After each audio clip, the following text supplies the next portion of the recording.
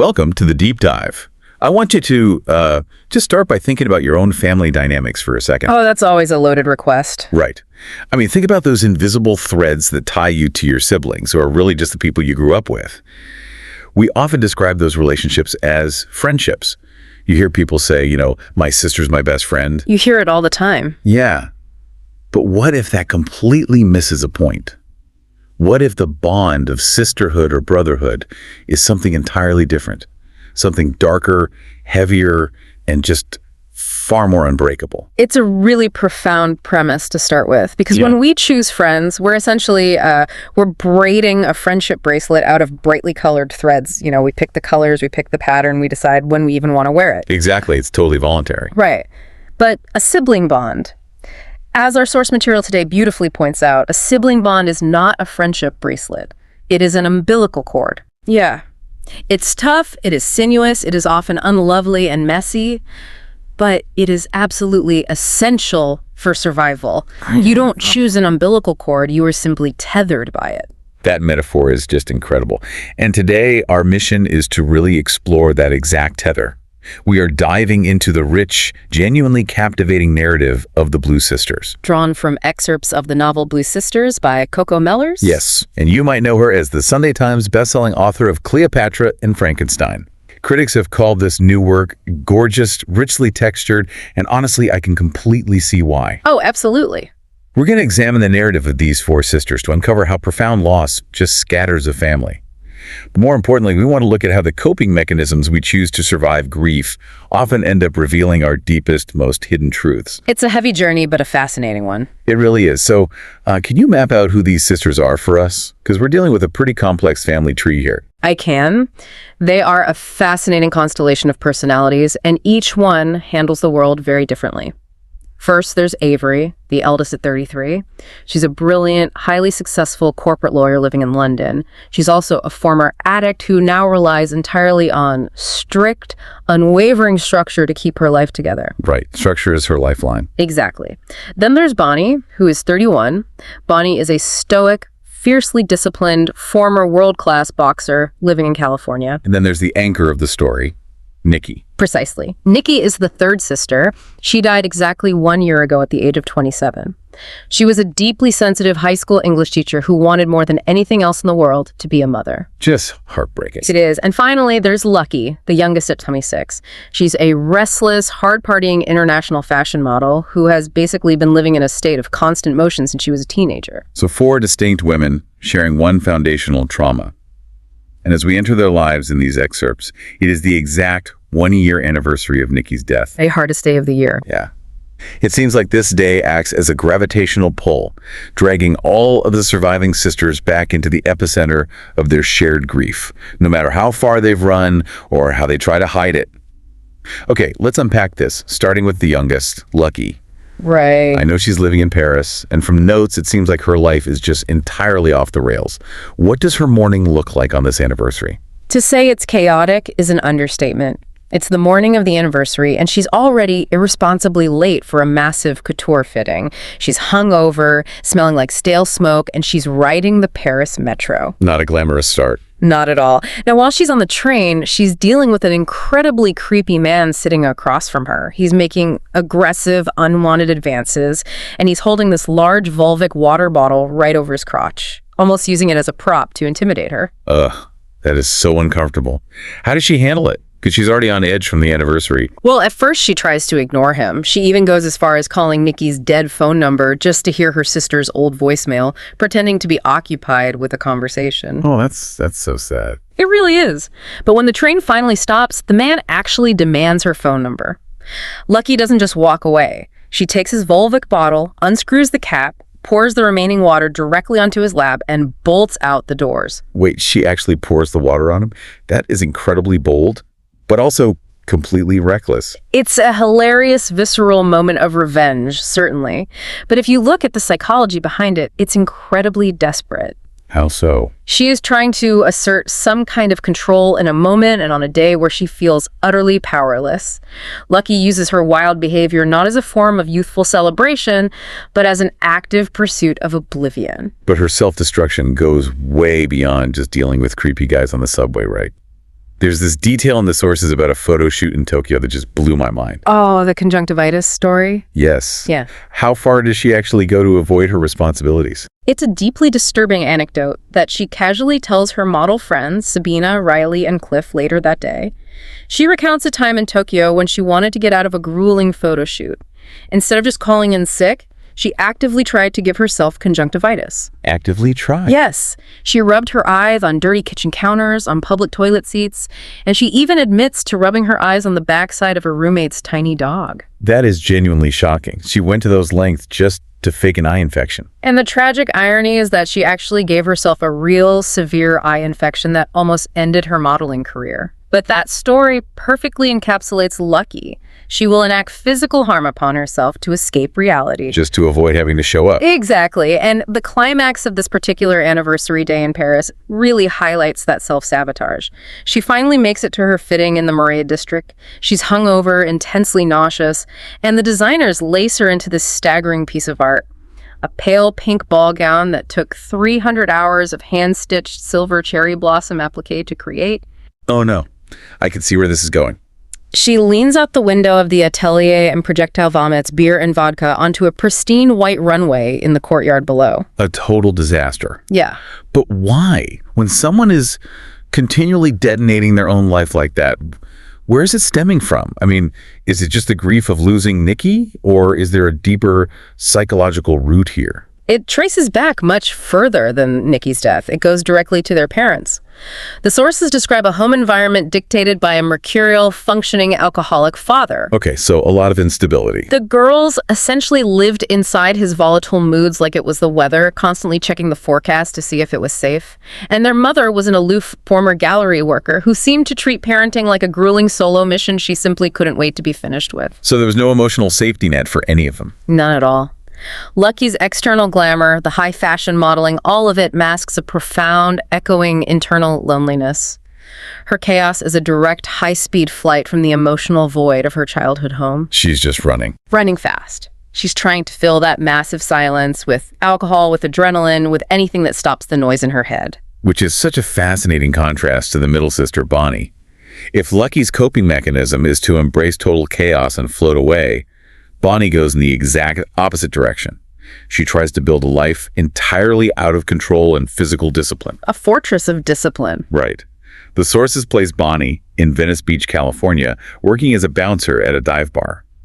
How does a world-class boxer end up checking IDs at a dingy bar run by an eccentric British expat named Peachy? To understand Bonnie's current isolation, we really have to look at how she built her identity in the first place. Her entire life was constructed on physical discipline. When Bonnie was 15, she and 12-year-old Nikki walked into the Golden Ring boxing gym in New York. The two of them together. Yeah. And the trainer there, a Russian ex-champion named Pavel, didn't immediately teach Bonnie how to throw a punch. He taught her how to stand. Well, that makes sense. Footwork is everything in boxing. It wasn't just footwork, it was a psychological foundation. Pavel made her plant her feet, adjusting her stance millimeter by millimeter, and then he would push her shoulder. He kept shoving her until she couldn't be tipped over, until she was, as he called it, solid. Solid. And that concept of being solid became her emotional armor. Yeah. She went on to become an amateur world medalist and this terrifyingly skilled professional fighter. A true force. But here's where it gets really interesting. We find Bonnie on the exact same night of the anniversary, working the door at Peachy's bar in California. She's totally sober. The sources note she's never had a drink in her life. But the grief is messing with her perception, right? It is. Her mind is playing agonizing tricks on her. She thinks she sees a girl walking up to the bar who looks exactly like Nikki. Oh, wow. The girl obviously isn't Nikki, but she carries this expression of profound loneliness. The exact kind of hidden suffering Bonnie missed in her own sister before she died. And the man this girl is with, a hulking, aggressive patron in a blue shirt, gets turned away at the door by Peachy. In retaliation, the patron hurls a vile racial slur at Peachy. And Bonnie, who has spent her entire life learning how to stay calm under pressure, just snaps. She completely loses her solidity. Boxers at an elite level are trained to respond, not react. Responding means clinically countering an attack according to a well-rehearsed game plan. Reacting means acting purely on adrenaline and emotion. She stops thinking and just reacts. Exactly. In that moment, the trauma overrides a decade of muscle memory. Bonnie reacts. She unleashes a brutal, nose-flattening combination that drops the patron to the pavement. She literally loses the one thing that defined her discipline. And after she knocks this guy out, she flees the scene. She runs down to the dark beach in the early hours of the morning. And there's this incredibly vivid scene where she steps in something on the sand. Can you walk us through that? She steps in a thick, black oil tar that occasionally seeps into the sand from the ocean floor in that area. It completely coats the soles of her feet. She goes back to her apartment and frantically tries to scrub it off. Like an obsession. It becomes this obsessive, desperate act. She uses soap, a pumice stone, and eventually resorts to pouring straight toxic ammonia into the bathtub.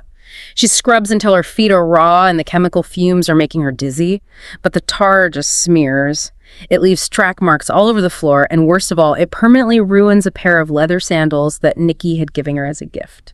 That is such a visceral image. Yeah. The ammonia, the scrubbing until she bleeds, it feels like she's trying to scrub away something much deeper than just beach tar. What's fascinating here is how the physical world is perfectly mirroring her internal landscape. If we connect this to the bigger picture, we have to talk about why Bonnie is hiding in Los Angeles in the first place. She didn't just move for a change of scenery. Right, something drove her there. She threw in the towel during a major title fight and quit boxing altogether just a week after finding Nikki dead. Why did she quit? Was it just the shock of the loss? It was crushing guilt. The weekend Nikki died, she had called Bonnie at her training camp. Nikki was desperate, begging her sister to procure some heavy painkillers from the gym connections. Oh no. Bonnie, who was hyper-focused on her upcoming fight and adhering to the strict ascetic lifestyle of her sport, hesitated. She brushed her sister off, telling her no. So Bonnie believes that if she had just broken her own rules and gotten the pills, Nikki wouldn't have gone looking for them on the street, and she might still be alive. Exactly. Bonnie is carrying this inescapable weight. The black tar on her feet is the physical manifestation of her emotional stain. No matter how hard she scrubs with ammonia, she cannot wash away the feeling that she failed to protect her younger sister. And ruining the sandals Nikki gave her. Forces Bonnie to realize a hard truth. She can't keep running, the armor is gone, the discipline is broken, and she has to go back to New York and face the family she left behind. That is just devastating. So we have Lucky drowning in chaos in Paris, and Bonnie losing her physical armor in California. What about the oldest sister? From the outside, Avery seems like the one who actually has it all together. The perfect one. Right. She's living in a wealthy area of London, Hampstead, with her wife, Chitty. And Chitty sounds like a wonderful partner. She's a deeply empathetic psychotherapist. Her mother is Ganishka, this fiercely radical documentary filmmaker. Avery makes a massive corporate salary. They have an immaculately curated Victorian home. It looks like perfection. It looks like perfection, but the facade is quietly cracking. Avery is a recovering heroin addict who has been clean for a decade, but the pressure of the anniversary is causing her to unravel in highly secretive ways. How does it start? It starts with small rebellions. She begins hiding a smoking habit from Chitty. She sneaks out behind the rose bushes in their garden, wearing a dedicated smoking jacket and rubber gloves just so the smell won't linger on her skin. Which already shows how much energy she's putting into maintaining this illusion of perfection. But then it escalates into something completely wild. This highly paid lawyer starts going into luxury stores on Bond Street and shoplifting. Yes. We're talking quilted Chanel wallets, Gucci loafers, expensive silk handkerchiefs. Why does someone with that much money start stealing? It's a textbook psychological response for high-achieving individuals who feel a profound, terrifying loss of control in their personal lives. She sips the complimentary champagne, smiles warmly at the sales assistants, and walks out with stolen goods pressed against her skin. Just braving it out. Exactly. It has absolutely nothing to do with the financial value of the items. It is entirely about the thrill, the racing heart, and the momentary illusion that she is the one dictating the rules. It's a manufactured feeling of control. Because she feels like she has no control over the major life events happening around her. Precisely. For instance, Chitty is turning 40 and is very eager to start a family. Avery has reluctantly agreed to select a sperm donor, but internally she is paralyzed by fear. She feels completely unmoored by the uncertainty of motherhood and the terrifying prospect of failing her wife. That's a lot of pressure. But if we connect this to the bigger picture, Avery's desperate grasp for control, the secret smoking, the kleptomania traces right back to her inability to save Nikki. That brings up a really important part of the source text. The book gives us this incredibly profound look at what actually killed Nikki. It wasn't just a sudden reckless overdose. It was a long battle with chronic pain. Nikki suffered from severe endometriosis. Yes, and the narrative provides a brilliant, scathing critique of how completely modern medicine and society fail people living in chronic pain, particularly women. The text explores how language itself fails the sufferer. Nikki could never find the right vocabulary to make doctors understand the true depth of her agony, and numbers fail them too. You're talking about that standard 1 to 10 pain scale you always see in hospitals? It is such a frustrating, arbitrary medical standard. It's an impossible riddle for someone in chronic agony. The text points out that if you rate your pain too low, doctors dismiss you and send you home with a pat on the back. If you rate it too high, a 9 or a 10, you are often dismissed as hysterical, or worse, treated as a drug seeker. You can't win. No. Nikki lived in this invisible, agonizing shadow world where her suffering was constantly minimized. And the medical establishment's only real solution for her endometriosis was a hysterectomy. But as we mentioned earlier, Nikki was born to be a mother. She desperately wanted a child. So she refused the surgery. Right. She refused the surgery because she wanted a baby more than she wanted a life without pain. So, to survive the agonizing days between grading papers and just trying to exist, she bought what she thought were regular painkillers on the street. And those street pills were laced with fentanyl. That is how she died. She wasn't seeking a high. She was seeking a baseline of survival long enough to start a family. It is an utterly tragic reality. And Avery couldn't fix it. Exactly. Avery, who prides herself on being the capable eldest sister, the one who fixes the messes, the one who navigated her own severe addiction, she couldn't fix this. She couldn't even see how bad Nikki's pain truly was. The shoplifting is Avery's desperate attempt to feel something, anything, other than that suffocating helplessness. And all of this hidden, simmering tension completely explodes when Lucky suddenly shows up in London. Lucky is supposed to be having a quiet, supportive family visit with Avery, but instead, she sneaks out and goes to this notorious high society party called Pure Smut. Pure Smut, yes. From the descriptions, it is an absolute bacchanal. Lucky is consuming dangerous amounts of cocaine, ketamine, and these pills called pingers. Yes, the substance abuse is rampant. Just to clarify for anyone unfamiliar with the slang, pingers is a term for ecstasy or MDMA, right? So she is mixing ketamine, cocaine, alcohol, and ecstasy. Just a wildly dangerous cocktail. It is a lethal combination. She is pushing herself to the absolute brink of an overdose, terrifyingly echoing the exact manner of her sister's death.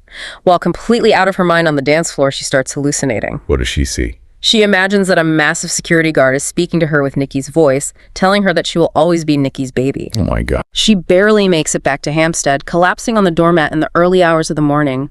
Avery opens the door to find her youngest sister half naked, covered in glitter and street dirt, slipping in and out of consciousness. Avery has to drag her inside. She throws Lucky into the bathtub and turns on the cold shower to shock her back to reality. It's a brutal, desperate intervention. And the confrontation the next morning is explosive. They aren't holding back anymore. Not at all. Lucky accuses Avery of being a judgmental, uptight corporate cyborg who doesn't know how to feel. Avery accuses Lucky of trying to kill herself and mocking the fragility of the life that Nikki lost.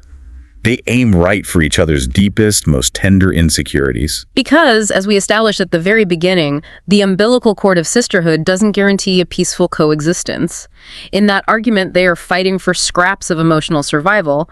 Following this explosive fight, Avery's pristine facade finally shatters. She just walks out. She storms out of her perfect house and ends up walking through London, where she meets up with a young man named Charlie. Right. Charlie is a poet and a copywriter she recently met at an AA meeting. They have this incredibly raw conversation. Charlie shares that his own brother died of leukemia, and he asks Avery a question that people always ask grieving families. Do you believe that everything happens for a reason? Avery's response is a masterclass in realistic, unvarnished grief. She completely rejects the cliché. She tells Charlie that she believes things simply happen. Period. Just happen. Yes. There is no grand design to a young woman dying of laced painkillers. We are simply forced to live with the aftermath. The idea of finding meaning or reason is just an afterthought, a kind of emotional anesthesia we invent so we can manage to sleep at night. So what does this all mean? We have these three surviving sisters scattered across the globe, Lucky drowning herself in Parisian nightlife, Bonnie isolating herself in a Venice Beach dive bar, and Avery building a fragile fortress of perfection in London. But there's a catalyst that is about to drag them all back together. Yes, the inciting incident that forces their hands is an email from their aloof mother. She announces she is selling the New York apartment. The family home. The very place where Nikki's belongings have sat, untouched, like a museum exhibit for an entire year. The impending sale forces all three sisters out of their respective hiding places. They realize they can't avoid the epicenter of their grief anymore. The umbilical cord is pulling them home. Which brings us to a really provocative thought to leave you with today. During that conversation with Charlie the poet, he describes the loss of his brother in a really unique way. He likens the grief to having a phantom limb. This raises an important question, and it's a brilliant psychological concept. Charlie explains that even though his brother is gone, the invisible limb is still there, subtly shaping how he moves, how he balances, and how he interacts with the world. I want you to think about that in the context of your own life. Think about the structure of the family you were born into. When that structure permanently changes, whether through a tragic death, an estrangement, or just the inevitable emotional distance of growing up, how much of your current life is actually a reaction to that missing piece? It's a huge question. Are your daily habits, your intense career choices, your romantic relationships, or even the city you chose to move to, just subconscious attempts to compensate for the weight of a person who is no longer there? It's a haunting realization. We all like to think we are making completely independent, rational choices as adults, but so often we are simply shifting our weight, adjusting our stance like a boxer to balance out a void left by our family dynamic. We are all, in some way, carrying a phantom limb. It really makes you look at your own life and your own sibling relationships through a completely different lens.